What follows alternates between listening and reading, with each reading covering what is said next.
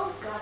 But most importantly, I am dedicated AF to looking after the cats.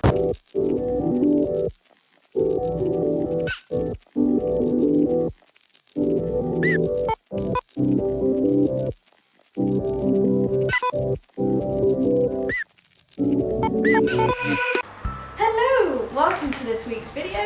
Today is a Q&A video with the lovely Richard. Hello. Oh, such gentle takes. I'm here looking after Richard this week. And yes, he has very sharp claws, but we're going to have some snuggles. Oh yes, hi.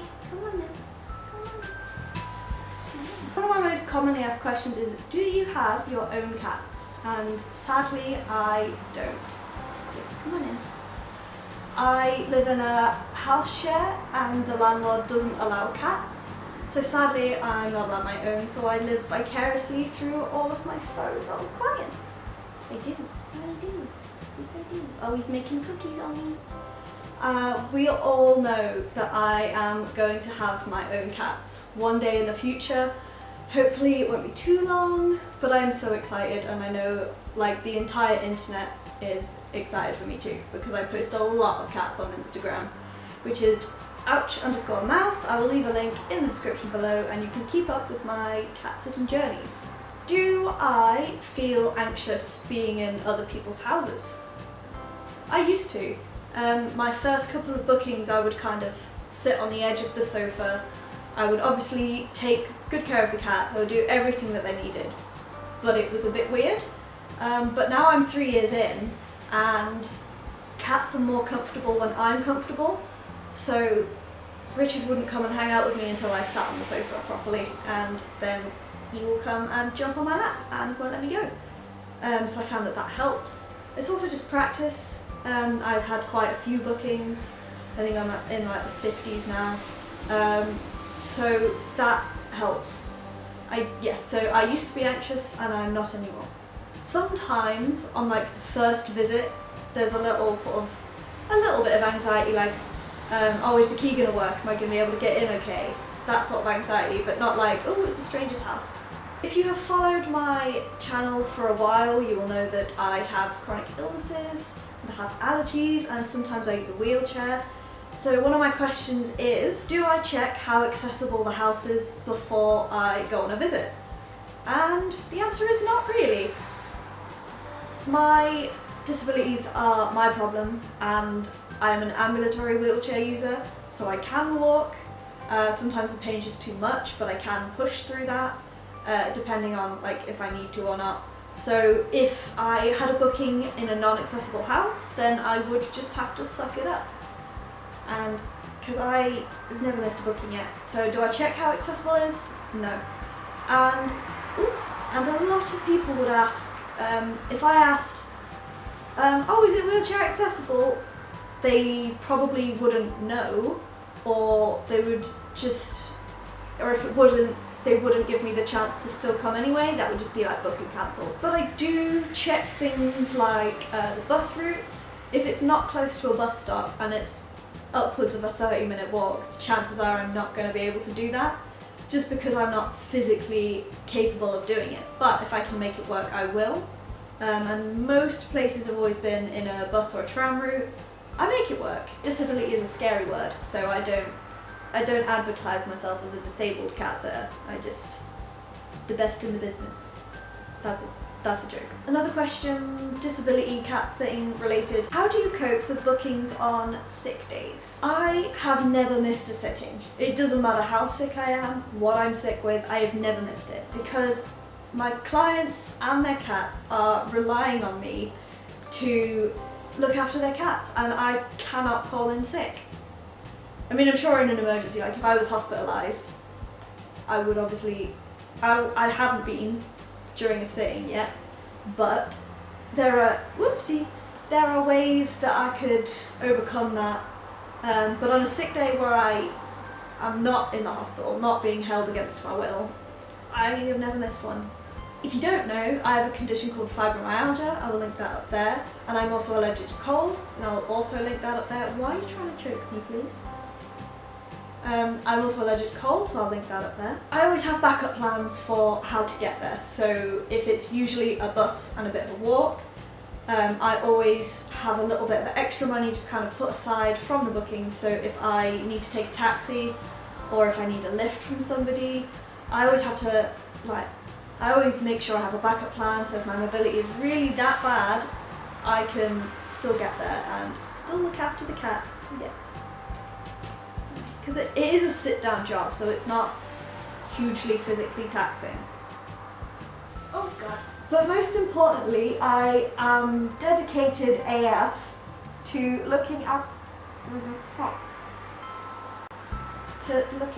the cats. These kitties are relying on me during a very stressful time when their humans aren't home. They're relying on me for food, for cuddles, to eat their fur apparently. They're relying on me for cuddles and womps and clean boxes, so I will be there. Another question, which is quite an amusing one. Have any of the neighbours ever yelled at you or called the police on you? And yes, they have. Because I do wear a mask on my face a lot of the time. I will try and put a card up there. I admit I look a bit sketchy, so especially if you've got neighbours that notice what you're doing, or you're close with them, or you just haven't told them that you're going on holiday and they know who you see. They can see a masked stranger going into the house and exiting moments later. It doesn't look brilliant. So what my advice would be to please tell your neighbours, if you have ones that are likely to call the police, that you have a cat sitter coming. You don't have to tell them times or anything for security. Or if you just don't want to tell them, that's fine, but let me know. So I have had the police called on me before, but I always have all the bookings. I'll never be in a house that I'm not booked at. So I have all of the proof that, hello, I am the cat sitter and I'm being paid to be here. Have I ever walked in on a client while they're still at home? Yes, I have. A couple of times when people haven't told me when they're going to be leaving or what sort of day, and I've been booked on overnights. It'll be, hey, can you come look after my cat Friday, Saturday, Sunday? When they mean Friday evening, Saturday all day, and Sunday morning. Which is fine, it's not a problem, it's never been awkward. It can be a little bit alarming when I'm letting myself into a house and they're like, oh, who's coming in? So there's that. But once we've realised, oh, it's the cat sitter, everything's going to be fine, it's kind of a bit of a laugh and a joke. It's like, oh, shall I go away? Or, oh, can I just leave my bag here and I'll come back later? Sorry about that, ha ha ha. But it's never been an issue, like a bad issue. Like no one's ever taken offence to it, just I'm keen. Have I ever had a problem with the cat's diet compared to my own? Or have I ever disagreed with how the cat's are being looked after? No, it's not my place. I am obligated to deal with it. Hello, if I think a cat is actually being abused, but people that are abusing their cats tend not to book cat sitters, so that's never been an issue.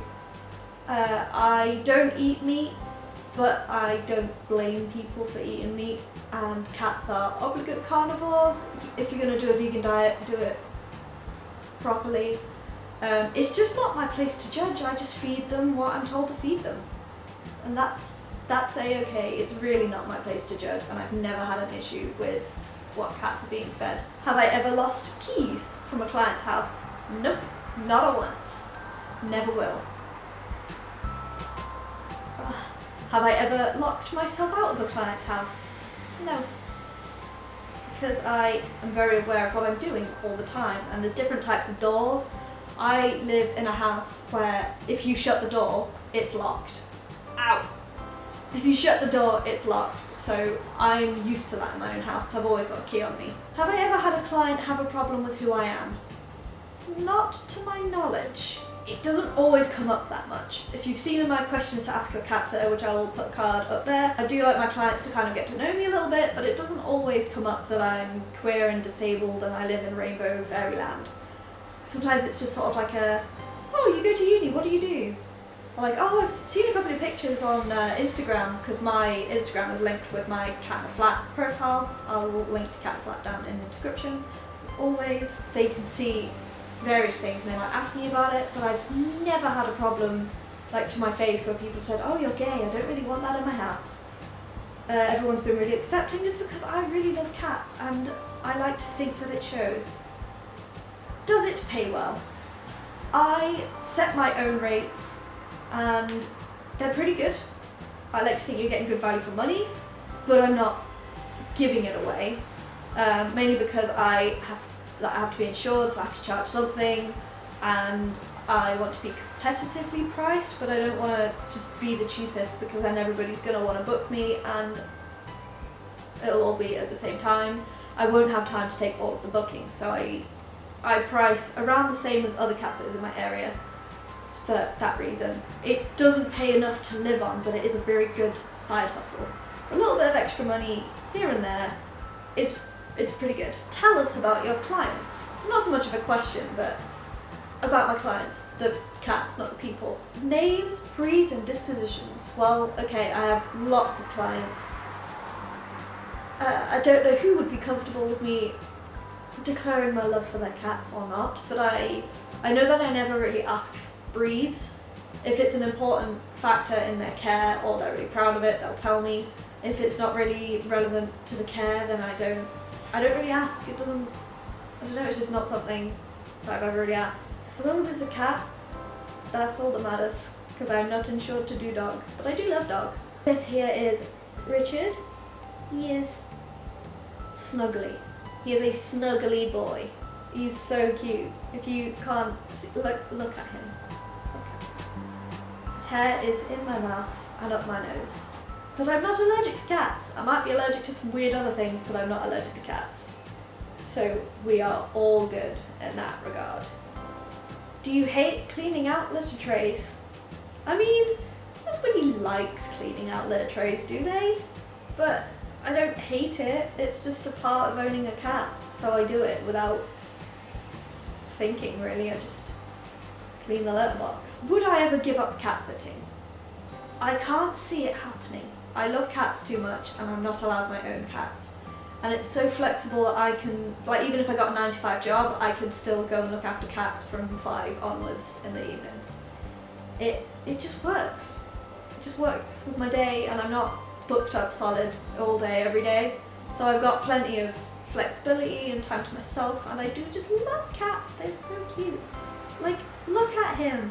He's just sitting on me purring. Why would I give this up? Do you want me to shut up a second? Am I talking too loudly for you? So don't forget to like this video, drop a comment in, share this video because he's the snuggliest boy. Subscribe to my channel and ring the bell so you get notified every time I post a video. See ya!